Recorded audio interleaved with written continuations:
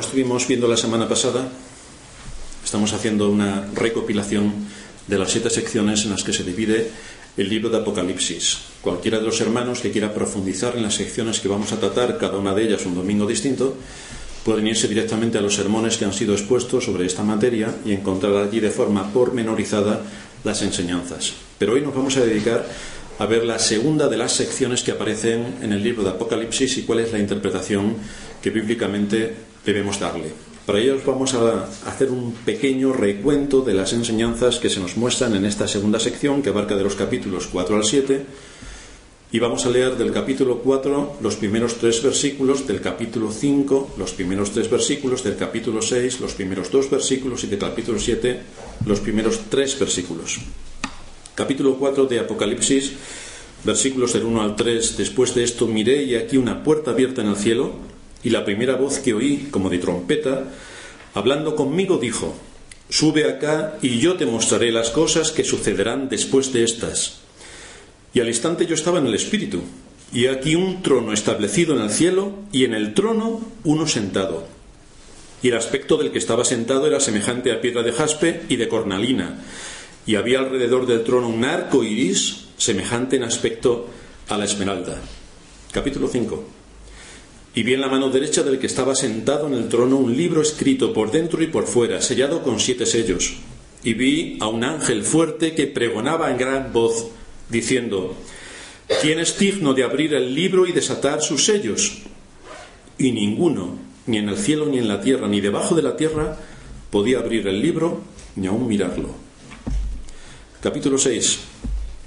Vi cuando el Cordero abrió uno de los sellos, y oí a uno de los 4 seres vivientes decir como con voz de trueno: ven y mira. Y miré, y he aquí un caballo blanco, y el que lo montaba tenía un arco, y le fue dada una corona, y salió venciendo y para vencer. Capítulo 7. Después de esto vi a 4 ángeles en pie sobre los 4 ángulos de la tierra, que detenían los 4 vientos de la tierra, para que no soplase viento alguno sobre la tierra, ni sobre el mar, ni sobre ningún árbol. Vi también a otro ángel que subía de donde sale el sol y tenía el sello del Dios vivo, y clamó a gran voz a los 4 ángeles a quienes se les había dado el poder de hacer daño a la tierra y al mar, diciendo: no hagáis daño a la tierra, ni al mar, ni a los árboles, hasta que hayamos sellado en sus frentes a los siervos de nuestro Dios. Recalcamos la particularidad de esta gran carta en cuanto a que está escrita con un estilo literario determinado, que es el que debemos usar para entender su contenido. Como no es un estilo literario narrativo, ni tampoco histórico, ni poético, sino de estilo profético, esto nos indica que va a usar muchos símbolos para explicar una realidad. Esto lo tenemos que tener en cuenta, porque si no, no entendemos nada de lo que nos enseña. La realidad no son los símbolos, pero los símbolos nos ayudan a entender la realidad. Lo segundo que decíamos que debemos tener en cuenta es que es una carta dirigida a la Iglesia, por lo tanto a nosotros. Es una carta para nosotros, igual que la carta a los hebreos, a los romanos, a los efesios, a los corintios. Esta es una carta para nosotros como Iglesia. Por otra parte, debemos recordar que el contenido de esta gran carta no está expuesto cronológicamente, es decir, no empieza la historia en el capítulo 1 y termina en el 22. No está expuesto así, sino que más bien es un mismo suceso tomado desde distintos ángulos. Con esto podemos ver que no hay una secuencia cronológica de sucesos que forman el argumento de la película, de la historia del mundo hasta que llegue el fin. No, sino que es una misma escena tomada por distintas cámaras, y cada cámara nos enfoca una realidad distinta de lo que está ocurriendo. De manera que podemos ver, y es lo que estamos ahora estudiando para finalizar el estudio del libro de Apocalipsis o de la gran carta de Apocalipsis, estamos estudiando cada una de las 7 secciones de las que está compuesto el libro de Apocalipsis. La semana pasada veíamos la primera: Cristo en medio de la Iglesia. Esta sección, que corresponde a los capítulos 1 al 3, veíamos cómo Cristo le escribe a las 7 iglesias, y al hacerlo a 7 iglesias, teniendo en cuenta la simbología del número 7 por estar leyendo una carta con un estilo literario profético, nos está diciendo que esta gran carta no solo se dirige a 7 iglesias concretas, sino a la Iglesia Universal. 7. El número está compuesto por el número 4 más 3, el número de la tierra, coronado por el número de la divinidad, el número completo. Tierra y cielo envueltos en un mismo propósito. Llegamos a la segunda sección de este libro, que corresponde a los capítulos 4 al 7. Este es un bloque donde encontramos a Dios gobernando y dirigiendo todos los acontecimientos que ocurren en el mundo y en el universo. Así que en esta segunda sección vamos a encontrar, y este es el título de nuestro sermón, Dios sentado en su trono. Dios gobernando el universo. Dios controlando todos los sucesos y acontecimientos. Y vamos a ver cómo se inicia y cómo en esta misma sección termina, porque acaba con los redimidos en el cielo. Por lo tanto, no tenemos que esperar al capítulo 22 para ver el cielo. No, aquí ya nos lo va a presentar. Por eso decimos que este libro no está escrito cronológicamente, sino que está seccionado. Y dentro de cada una de las secciones vemos una realidad distinta, porque es una cámara la que nos enfoca un mismo suceso, pero matizando bastantes cosas. Si lo primero que vimos al estudiar la primera sección fue a Cristo en medio de la Iglesia, los problemas que existen en la Iglesia, las desviaciones doctrinales a las que están abocadas las iglesias, las infidelidades doctrinales en las que muchas iglesias están inmersas, vimos todo el contexto de la iglesia local. Ahora tenemos otra cámara que nos enfoca a otro aspecto distinto de la realidad. Juan acaba de escribir lo que el Señor le dicta respecto a las iglesias, respecto a la vida de la iglesia, y ahora es tomado por el Espíritu para que vea desde otra perspectiva la historia de los acontecimientos que están detrás de las cosas que no se ven y que abarca hasta la venida de Cristo. Esto es lo que nos va a mostrar en esta segunda sección. Por eso nos dice el versículo 2 del capítulo 4 que al instante estaba yo en el Espíritu y aquí un trono establecido en el cielo y en el trono uno sentado. A Juan se le permitió asomarse para ver qué es lo que ocurre en el cielo. Mediante símbolos nos va a explicar qué es lo que ocurre en el cielo. Y luego nos va a enfocar desde el cielo qué es lo que pasa en la tierra. Y desde ese lugar privilegiado debía escribir lo que él estaba viendo y mandarlo a las iglesias, mandarlo a la Iglesia Universal, a fin de que los creyentes pudieran fortalecerse por medio de la fe y perseverar en las pruebas y en las aflicciones que sin duda les esperaban. Pero nosotros podemos confiar en Dios, en su palabra y en su promesa, porque sabemos que Dios gobierna absolutamente todo el universo y que nada de lo que ocurre queda fuera de su dominio. Lo primero que ve Juan es un trono y nos describe algunos detalles de ese trono, tanto del que está sentado en el trono como los seres que le rodean. Destaca las alabanzas que todos esos seres están rindiendo y tributando al Dios Trino. Destaca el carácter solemne y respetuoso de la adoración. Destaca el reconocimiento de la majestad y la gloria del Creador y Señor. Destaca su continua adoración reverente. Y esto es importante porque nos muestra un ejemplo de adoración al Dios Trino que muy bien debería ser observada por los mortales cuando se dirigen en su adoración al Dios Trino. Si los seres que están delante de su presencia lo hacen con solemnidad, con reverencia y con enorme respeto, no nos cabe duda de que los seres mortales pecadores lo deberían hacer 10 veces mejor. Lamentablemente encontramos que lo hacen 1.000.000 de veces peor. Y esto es una profanación del nombre, de la adoración y del tributo que se le debe al Dios Trino. Luego la escena se abre para que podamos contemplar el alcance de la soberanía del Dios Trino, su poder gobernando en la tierra, y lo hace a nivel social, a nivel político, a nivel económico, lo hace a todos los niveles del ámbito de la vida del hombre sobre la tierra, y por supuesto incluye a la Iglesia. Esto es así porque el tema a desarrollar en esta sección de estos capítulos nos muestra, en primer lugar, la adoración celestial, en segundo lugar, el impacto del Evangelio en el mundo y los enemigos a los que se enfrenta, En tercer lugar, el clamor de los redimidos en su estado intermedio, cómo claman a Dios pidiendo que ejecute sus juicios y traiga su justicia. Y en cuarto lugar, cómo la Iglesia es identificada, la Iglesia es sellada y la Iglesia es redimida para que llegue a su patria celestial. Así que después de ver cómo se adora al Dios eterno en los cielos y el sobrecogimiento que produce la solemnidad, la reverencia y el despliegue que estos seres que están adorando a Dios muestran por estar delante de quien están, vemos en esta sección a Cristo, el Cordero, que es el único que puede abrir los sellos uno a uno, porque Él tiene el poder de llevar a cabo el cumplimiento de la voluntad de Dios en medio del mundo. Y cuando se abren los sellos, y solo Cristo los puede abrir, porque es lo que da entrada a que las cosas ocurran en la tierra, cuando Cristo abre los sellos, Juan puede ver la realidad de la historia en los acontecimientos que suceden en la vida humana, pero todo bajo símbolos. Así empieza Cristo a abrir los sellos, y en el primero nos muestra un caballo blanco. El jinete tiene un arco, una corona, y se nos dice que salía para vencer. Decíamos que representa a Cristo, que va a buscar a sus ovejas esparcidas por todo el mundo, y cómo por medio del Evangelio llama uno a los pecadores.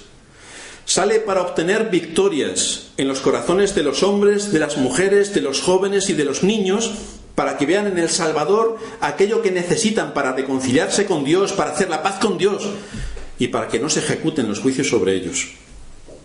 Cristo vence por medio del Evangelio la incredulidad, la indiferencia, la ignorancia y el poder del mal en el hombre para que crean en Cristo por medio de la fe. Por eso nos dice Pablo en 2 Corintios 10:5, derribando argumentos y toda altivez que se levanta contra el conocimiento de Dios y llevando cautivo todo pensamiento a la obediencia a Cristo. Esto es lo que hace el Evangelio. Lleva cautivo todo pensamiento a la obediencia. De manera que este primer sello vemos a Cristo que sale en un caballo blanco, pero no como el que esperaban los judíos, que todos esperaban su caballo blanco, su gran general, que conquistase, sobre todo derribase al imperio romano y conquistase todo el mundo conocido, y por lo tanto montase un imperio que los judíos podrían extender hasta los confines de la tierra. Pero así no vino Cristo. No vino para dirigir un gran ejército y acabar con los romanos, sino vino con el caballo blanco del Evangelio, que salió para extenderse por toda la tierra, venciendo a los enemigos del hombre, que no era el imperio romano. Es el pecado, es el diablo y es la muerte. Junto con esta realidad que está sucediendo cada día, y es que el Evangelio de Dios se está predicando, aunque seamos pocos, el Evangelio de Dios se está predicando, aunque estemos muy esparcidos por la tierra, el Evangelio de Dios se está predicando, junto con esta realidad que está sucediendo cada día, el Cordero abre otro sello que da lugar también a otra realidad, a la vez. Y se nos dice que aparece otro jinete sobre otro caballo, en este caso de color rojo intenso. Este jinete tiene otra facultad: quitar la paz, quitar de los corazones y de las mentes de los hombres los elementos que sirven para mantener el respeto de la convivencia. De ahí el color de su caballo, rojo, intenso. Ataca la palabra de Dios, destruye los fundamentos de la justicia, destruye las fuentes del conocimiento, de manera que la vida en este mundo se convierte en hostil. Es un engaño permanente, dominada por intereses partidistas y con un egoísmo atroz. Esto es lo que representa también este caballo. Cuando el Evangelio es anunciado para que los pecadores puedan conocer y reconciliarse con el Dios vivo y verdadero, la Iglesia recibe como respuesta el menosprecio, recibe como respuesta la persecución y recibe en algunos casos como respuesta la muerte. El hombre es un enemigo de Dios, y así lo ha demostrado siglo tras siglo, atacando las doctrinas. Y cuando no puede atacar con las doctrinas, ataca directamente a quienes predican las doctrinas. El tercer sello que abre Cristo, sale otro caballo de color negro, y el jinete que lo monta tiene en su mano una pesa, que es un instrumento de medida. Lo que nos anticipa es que va a influir sobre los asuntos económicos y de sustento, sobre todo lo que trae el bien y la prosperidad en la vida. Reduciéndolo, todo lo que decíamos en la exposición que hacíamos sobre este texto, Tenemos que decir que simbólicamente representa el impacto que tiene el seguir el Evangelio por parte de los creyentes que quieren vivir en este mundo piadosamente, cómo van a perder ingresos. Porque tendrán que decir no a muchos trabajos. Tendrán que decir no a muchas oportunidades que surgen delante de su vida y que por ser creyentes no pueden aceptar. Por lo tanto, a nivel económico se van a ver muy limitados en distintos ámbitos, porque por ser cristianos no pueden aceptar lo que para el mundo está bien, pero para la Escritura está mal. El cuarto sello nos muestra otro jinete con otro caballo, en este caso este color amarillo, y el jinete que lo monta se le identifica directamente. Es la muerte y el Hades. La muerte mata y el Hades se lleva a los muertos. Cita las causas por las que podrá traer esta muerte: espada, conflictos, guerras. Muestra también el hambre que se va a desarrollar a lo largo de la historia humana y lo que le sigue a esta situación: las pestilencias, las enfermedades, todo lo que supone de horror para el hombre y de ansiedad para el alma. A lo que se suma cómo va a afectar también todo esto a la propia Iglesia, que no está exenta de las guerras, del hambre, de las pestilencias, no está exenta de todo esto, está dentro del mundo.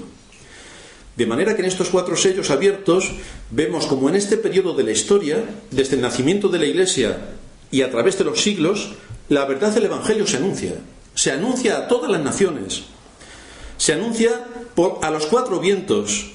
Encontramos a Cristo que sale venciendo y para vencer, para atraer a los hombres a su reino.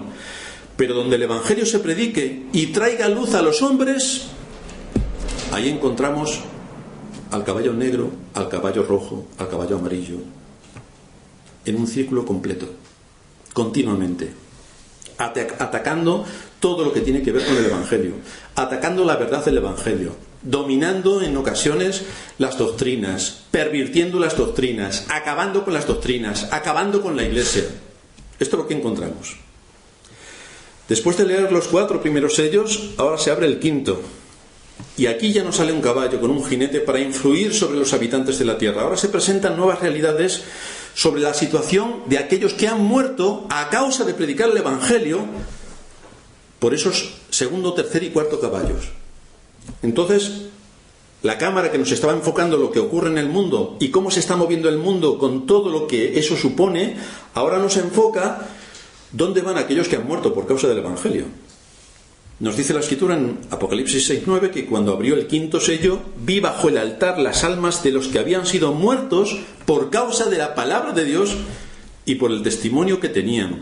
Y clamaban a gran voz diciendo: ¿hasta cuándo, Señor, santo y verdadero, no juzgas y vengas nuestra sangre en los que moran en la tierra? De manera que aquí tenemos una posición privilegiada. Nos muestra mediante símbolos cómo las almas de los creyentes son conscientes, están en un estado consciente, no pasan en un estado de completa nulidad como lo que pueden predicar los testigos de Jehová, que ellos dicen que cuando te mueres estás muerto y ahí te quedaste, sino que las almas son conscientes, siguen estando vivas delante de Dios. Le piden a Dios que envíe el juicio final para hacer justicia. Le suplican a Dios que no deje que el pecado siga gobernando la vida de los hombres y engañándolos. De manera que se nos ilustra cómo después de la muerte no existe el vacío, sino que aquellos que han muerto siguen viviendo. Siguen viviendo. Ya hemos visto en esta sección cómo el Evangelio es predicado, cómo hay fuerzas terribles que quieren impedir su desarrollo, cómo afectan a la vida de los cristianos y cómo estos cristianos cuando mueren siguen clamando a Dios para que ejecute sus juicios. Esta es la realidad que nos está presentando. Y ahora llegamos al capítulo 7, donde encontramos 4 asuntos importantes. El primero, la visión que se nos muestra es de toda la tierra, los 4 ángulos de la tierra. Sabéis que el número 4, como dijimos la semana pasada, es la tierra completa. Norte, sur, este, oeste, los 4 puntos cardinales, los 4 vientos, las 4 esquinas. Y aquí se nos muestran 4 ángeles que están sobre los 4 puntos cardinales, la tierra en toda su dimensión. Es un juicio que Dios va a traer. En segundo lugar, vemos cómo cada uno de los 4 ángulos de la tierra estaba preparado para que el ángel que tenía poder para soltar los 4 vientos que traen el juicio de Dios sobre toda la tierra, ejecutase su obra. Y estos juicios estaban admitidos por Dios. Es decir, Dios quiere que esos juicios se lleven a cabo. Pero también se nos dice que tienen un poder limitado y restringido. Por eso el versículo 3 de este capítulo 7 de Apocalipsis nos dice: no hagáis daño a la tierra, ni al mar, ni a los árboles, hasta que hayamos sellado en sus frentes a los siervos de nuestro Dios. En tercer lugar, tenemos que decir que la escena que se nos presenta es que, estando preparados estos ángeles para traer juicio sobre la tierra, apareció otro ángel que llegó del este, de donde sale el sol, y vino con un sello de Dios, y avisó a los otros ángeles para que no ejecutasen los juicios que Dios había dicho que tenían que llevar a cabo, hasta que fueran sellados y marcados los creyentes. El juicio severo de Dios se retarda para dar tiempo a sellar a los elegidos. Es decir, hasta que todos los elegidos no hayan sido llamados, Dios no va a ejecutar el juicio final. Ninguna de las ovejas que Dios Padre le dio a Cristo se perderá. Y el tiempo, según la providencia de Dios y según el curso natural de las generaciones, para que todos aquellos que han sido llamados por Dios sean sellados por el Espíritu Santo, el tiempo que se tarde para eso es el que precisamente tardará Dios para traer sus juicios. En cuarto lugar, se nos da con precisión el número y la identidad de los sellados. Dice exactamente cuántos son: 144.000. Pero tenemos que recordar una vez más que las enseñanzas dadas en este libro son símbolos, por lo tanto no se puede referir exactamente a 144.000, sino que tenemos que ver cómo se interpreta este 144.000, y vemos que es el resultado de 12 por 1000. De manera que el texto que nos ocupa se refiere a la suma de toda la iglesia que está compuesta por judíos y por gentiles. Y este es el propósito de 12 por 12. 12 las tribus de Israel, 12 representando a todos los gentiles. Porque Cristo vino a morir no solo por los judíos, Cristo vino a morir por pecadores, sin tener en cuenta su lugar de nacimiento, ni su pasaporte. No fueron, recordaréis, no fueron únicamente los judíos quienes llevaron a la muerte a Cristo, sino también los gentiles. Ves que en general en la iglesia y en los medios en los que nos desenvolvemos, los judíos eran muy malos porque crucificaron a Cristo. Pero fijaos lo que dice el apóstol en Hechos 4:27. Porque verdaderamente se unieron en esta ciudad, se refiere a Jerusalén, contra tu santo Hijo Jesús, a quien ungiste, se unieron Herodes, que no era judío sino idumeo, y Poncio Pilato, que no era judío sino romano, con los gentiles, que evidentemente no eran judíos, y con el pueblo de Israel, que sí eran judíos. Por lo tanto, en la muerte de Cristo participaron los gentiles. De manera que Cristo murió tanto por gentiles como por judíos. Cristo fue sentenciado a muerte tanto por israelitas como por gentiles. Cristo fue adorado tanto por israelitas como por gentiles, los magos. Todos participaron, todos, sin excepción. Nos dice la Escritura que las ovejas de Cristo conocen su voz. Cristo nos dice que ninguna de sus ovejas se perderá. Y este número de 144.000 nos indica precisamente esto, que Dios tiene un número definido de pecadores, de entre los gentiles y de entre los judíos, un número amplísimo de pecadores que han sido rescatados por su gracia. Este es el pueblo de Dios, esta es la iglesia. La iglesia no está compuesta por judíos, la iglesia no está compuesta por gentiles, la iglesia está compuesta por pecadores. Pecadores que han sido llamados a través de la poderosa voz de Dios a lo largo de los siglos y en todas las naciones para que entren en las moradas eternas. Recordaréis que por la voz de Cristo Lázaro fue resucitado, y esa misma voz es la que llama a los pecadores a la salvación.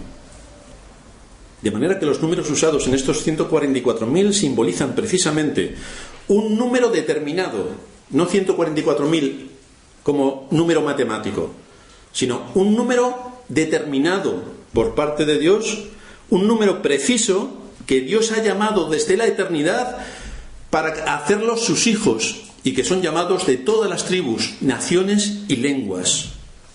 Esto es lo que hace el caballo blanco. Sale para vencer. Esta fue la promesa dada a Abraham de que en su simiente, esto es en Cristo, serían benditas todas las naciones de la tierra. Y esto nos transmite un gran consuelo, ya que Dios conoce por nuestro nombre a cada uno de los que Él ha llamado por su gracia. Él llama a sus ovejas por su nombre. Ninguna se perderá. Al estudiar este texto de Apocalipsis también decíamos que nos surgían algunas dudas. ¿Cuál es este sello que distingue a los siervos de Dios en tiempos de aflicción y de juicios temporales como los que nos está aquí exponiendo la Escritura? ¿Cómo distinguir esta marca? Esta marca está en la frente, es lo que dice el texto. Es decir, como popularmente están defendiendo los pentecostales y algunos otros, es que llevaremos un chip en la frente o otro en la mano y entonces con los chips empezaremos a jugar. Pues no podemos olvidar que este libro es simbólico. Otra vez volvemos a repasarlo. Y debemos observar su estilo literario para no acabar diciendo barbaridades.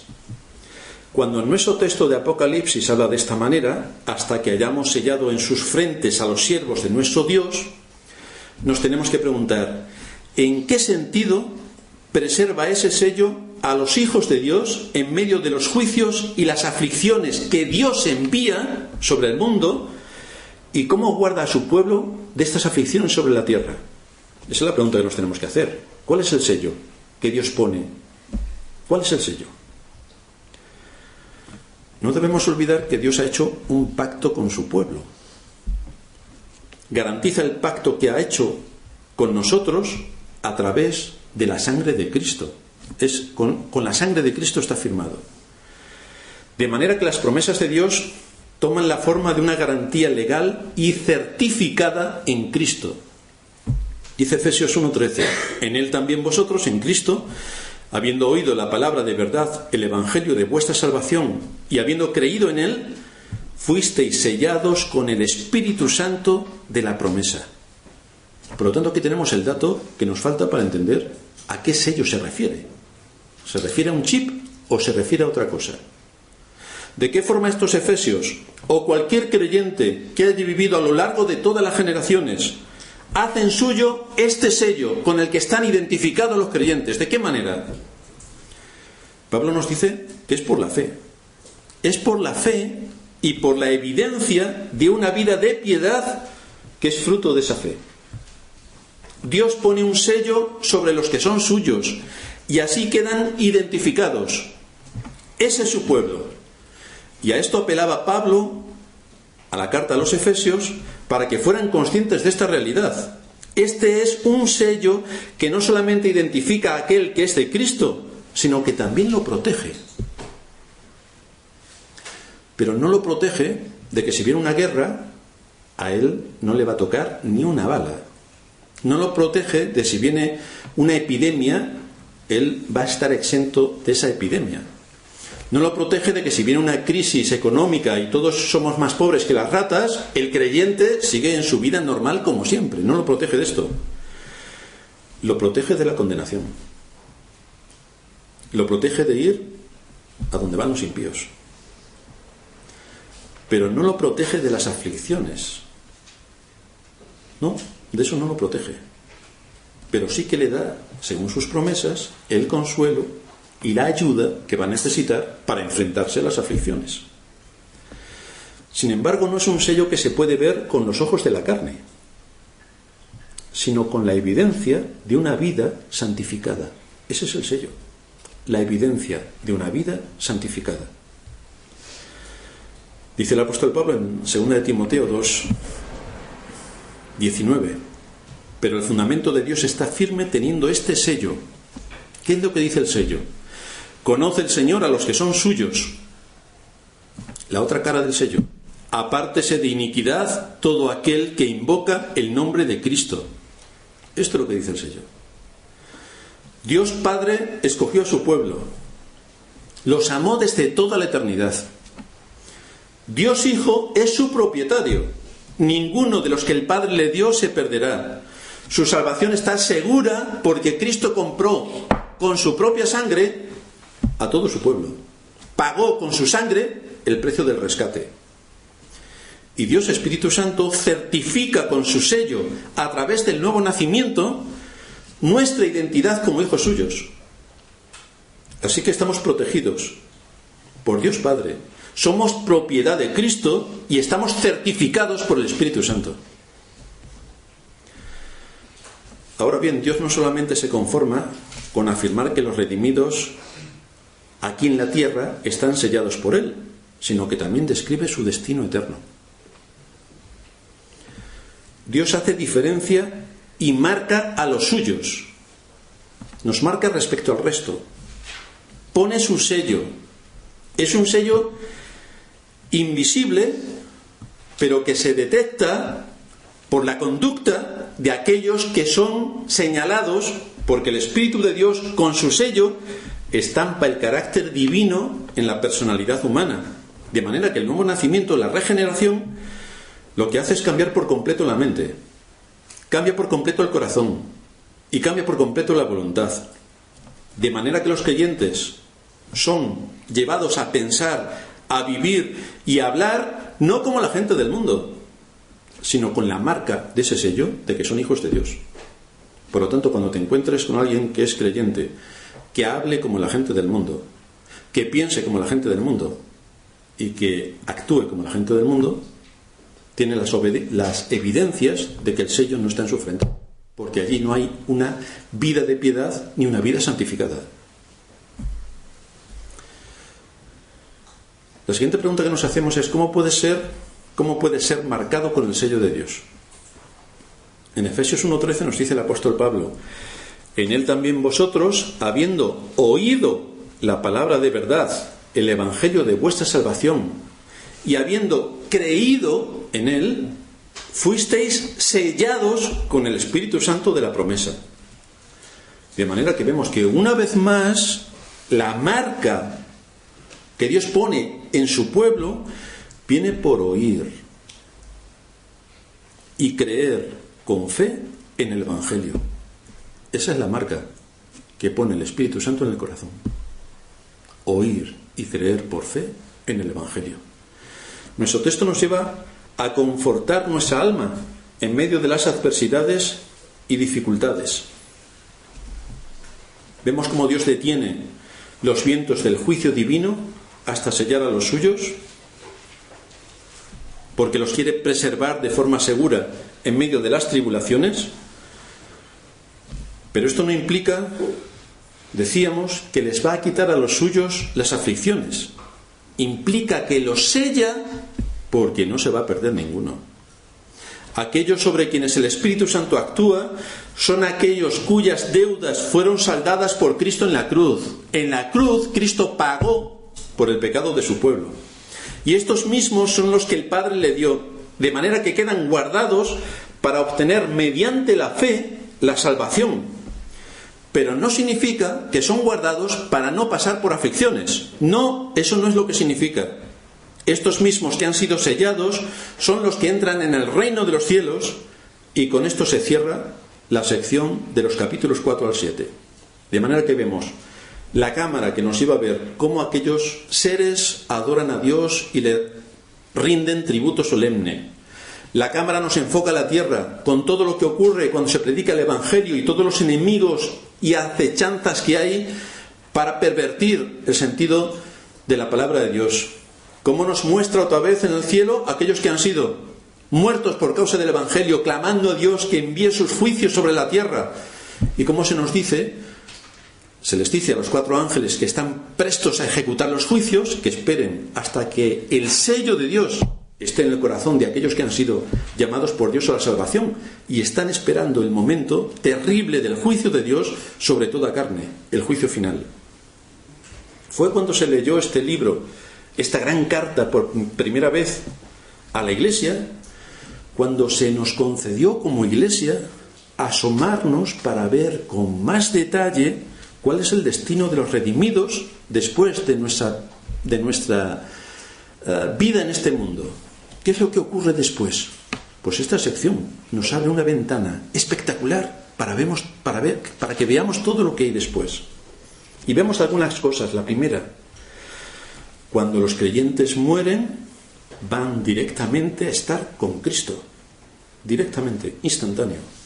Ahí están todos estos hombres y mujeres que han sido sellados por el Espíritu de Dios, de quienes hemos oído sus historias y sus vidas en las Escrituras, y de otros muchos, miles, que son anónimos, que jamás los habremos conocido en la tierra, pero que han sido también sellados por Dios y que hoy están con Cristo en el reino de los cielos. Gente de todo linaje, pueblo, lengua y nación, que están en esas moradas eternas que Cristo ha preparado para los suyos, esperando el cumplimiento final del juicio de Dios y de sus promesas. En segundo lugar, cuando leemos este capítulo 7, observamos cómo están vestidos. Tienen ropas blancas. Es decir, toda su suciedad, toda su maldad producida por el pecado ha sido quitada, ha sido erradicada, porque han sido lavados. Ya no tienen que entristecerse por sus pecados, ya no tienen que arrepentirse por sus pecados, ya no tienen que ir delante de Dios para suplicar su perdón por algo que han hecho indebidamente, porque ya están exentos de pecar, ya están en el reino de los cielos.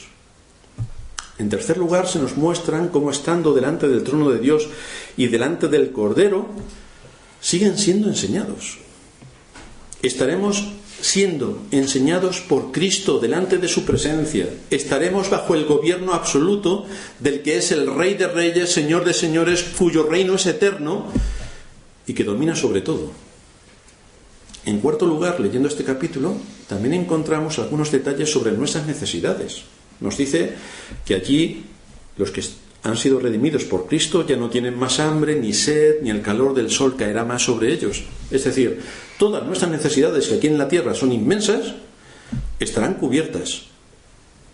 Todo aquello por lo que luchamos, que trae sobre nosotros la ansiedad, la preocupación, los problemas, las tensiones, las aflicciones, que hace brotar nuestro egoísmo, nuestro orgullo, la mentira, todo ha dejado de existir. En quinto lugar, vemos que Cristo está en medio de su pueblo. Cristo pastoreando a su pueblo. Cristo guiando a su pueblo.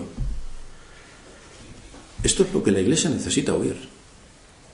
Las promesas que son para nosotros y que tienen que ver también con la vida eterna. Nosotros necesitamos oír esto para nuestro aliento, en nuestro peregrinaje. El cuidado paternal de Dios y los medios que Él ha establecido para que su pueblo llegue a las moradas eternas. Sale el caballo blanco para anunciarnos el Evangelio. Sabemos que vienen multitud de problemas también con ello. Pero eso es lo que nos está describiendo. Que no seamos insensatos, sino entendidos. Que nos demos cuenta de en qué lugar vivimos. Que estamos en medio de una guerra. Por lo tanto, que seamos conscientes de cómo tenemos que prepararnos para no dejar que la ansiedad, el temor, caiga sobre nosotros y nos destruya. Sin embargo, a este lugar que aquí nos describe la Escritura, no se llega por venir todos los domingos a la iglesia. Es tu deber ir todos los domingos a la iglesia, pero por venir todos los domingos a la iglesia no se llega allí. No se llega por tener padres que nos enseñen la palabra de Dios, ¿no? Por mucho que nuestros padres nos enseñen, que es el deber de los padres enseñar a los hijos en la palabra, pero por muchos que nos enseñan, tampoco se llega ahí por eso. Los jóvenes que están medio dormidos en esta mañana, porque con el cambio horario esto es horrible, nos hemos tenido que levantar una hora antes. Tampoco por lo que nos enseñan nuestros padres se llega al cielo. Tampoco se llega si nos engañamos a nosotros mismos. Nos estaba comentando antes nuestro hermano Oliver el tema del espejo. Cuando uno se mira al espejo, muchos se miran al espejo, se dan media vuelta y ya no se acuerdan de cómo eran. Pero cuando nos miramos al espejo de verdad, vemos exactamente cuál es nuestra situación delante de Dios. Muchos se engañan a sí mismos pensando que son de una manera, cuando es fácilmente comprobable que nuestros hechos muestran lo contrario y que no atendemos la exhortación, sino es con un carácter soberbio. Todas ahí las cosas no están en su sitio. A este lugar que nos describe aquí, en esta sección, la gran carta de Apocalipsis, se llega por creer mediante la fe lo que dice la palabra de Dios y obedecerla. A este lugar se llega por creer, no solamente por creer a secas, porque los demonios también creen. No se llega solamente por creer.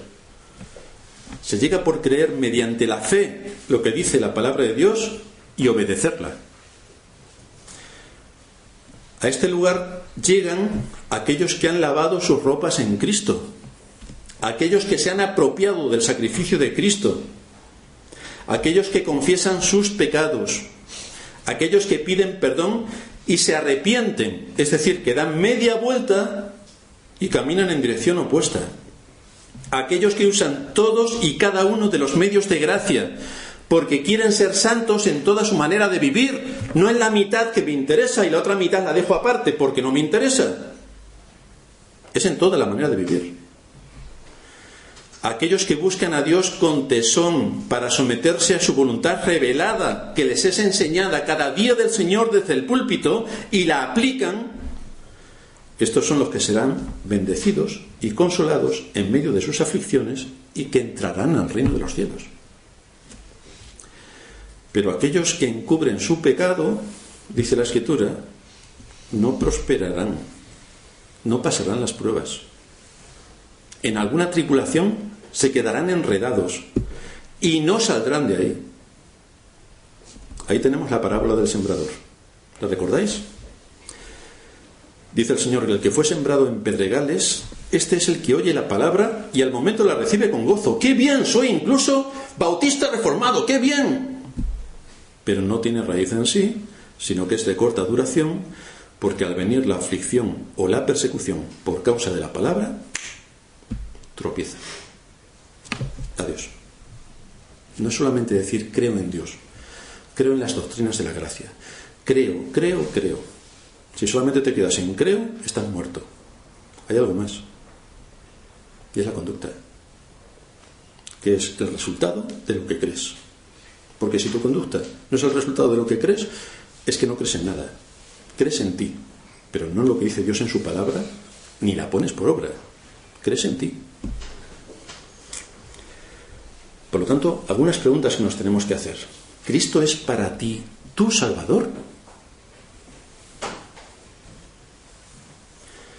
¿Te has arrepentido de verdad de tus pecados? Si es así, ahora tienes que limpiarte de ellos a través de los medios de gracia que Dios nos ha dado. Tienes que limpiarte de tus pecados. No solamente decir, bueno, yo en el año 1807 me convertí. Ya han pasado 200 y pico años, ya como me convertí una vez, estoy convertido. No te equivoques. No te equivoques. Cada día necesitamos hacer uso de los medios de gracia y cada día tenemos que limpiarnos de nuestro pecado. ¿Cuáles son los medios de gracia que Dios nos da? Su palabra, lo primero. La comunión con los santos. La oración. Formar parte de una iglesia local. Ser pastoreado. Muchos entienden el ser pastoreado que no es un medio de gracia. Por lo tanto, ¿para qué le vamos a hacer caso al pastor? Allá que se va el pastor. No os equivoquéis. Estáis jugando con fuego si pensáis tal cosa. Ser pastoreado, obedeciendo y sometiéndote a la disciplina de la iglesia local. Así que asegúrate de que estás usando todos los medios de gracia. Asegúrate. Para estos, para quienes usan todos los medios de gracia, que creen en Cristo como su Señor, por lo tanto le obedecen, y creen en Cristo como su Salvador, por lo tanto cada día recurren a Él para la limpieza de sus pecados, dice el Señor a través de Pedro, segunda carta, capítulo 2, versículo 9, sabe el Señor librar de tentación a los piadosos y reservar a los injustos para ser castigados en el día del juicio. Esta es la marca y este es el sello. Conoce el Señor a los que son suyos. Apártese de iniquidad todo aquel que invoca el nombre de Cristo. Por lo tanto, nos tenemos que preguntar no solamente si soy convertido, todos somos convertidos, ya, ¿Has lavado tus ropas hoy? No cuando te convertiste hace 200 años, no. ¿Hoy has lavado tus ropas? ¿De tus pecados? ¿Te has arrepentido de los de hoy, de los de esta semana?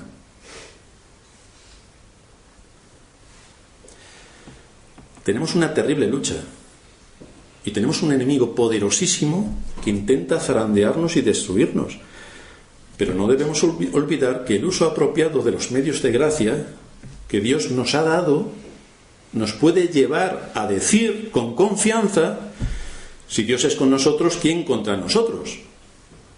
Pero esto no es una frase milagrosa, que yo cuando hago lo que me da la gana digo: si Dios es contra nosotros, ¿quién contra nosotros? No, esta no es una frase milagrosa ni para pervertirla en el sentido al que se refiere.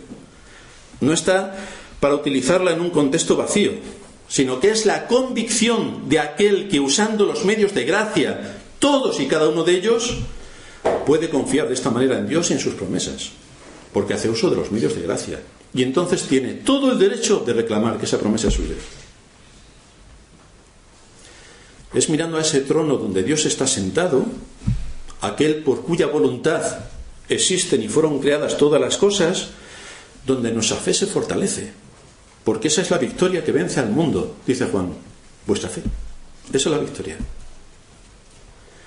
Desde ese trono, a través de la fe, vendrá el aliento para nuestra alma. Desde ese trono que gobierna vendrá fortaleza para tu corazón, y podrás adorar con gozo al que está sentado en el trono a pesar de las aflicciones. Por lo tanto, ¿tienes dificultades en el camino? No estoy preguntando si te duele el pie. Estamos hablando de asuntos espirituales, porque muchos, cuando se presentan delante del trono de la gracia, se creen que están delante del trono de Aladino. No, hermanos.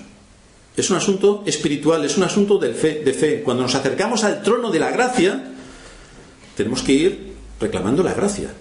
Pero la gracia no porque me duele el pie. Estamos hablando de asuntos espirituales. ¿Tienes dificultades? Acude al trono de la gracia. Tu fe es débil. Acude al trono de la gracia. ¿Estás en medio de una batalla? Acude al trono de la gracia. ¿Tienes miedo por el futuro?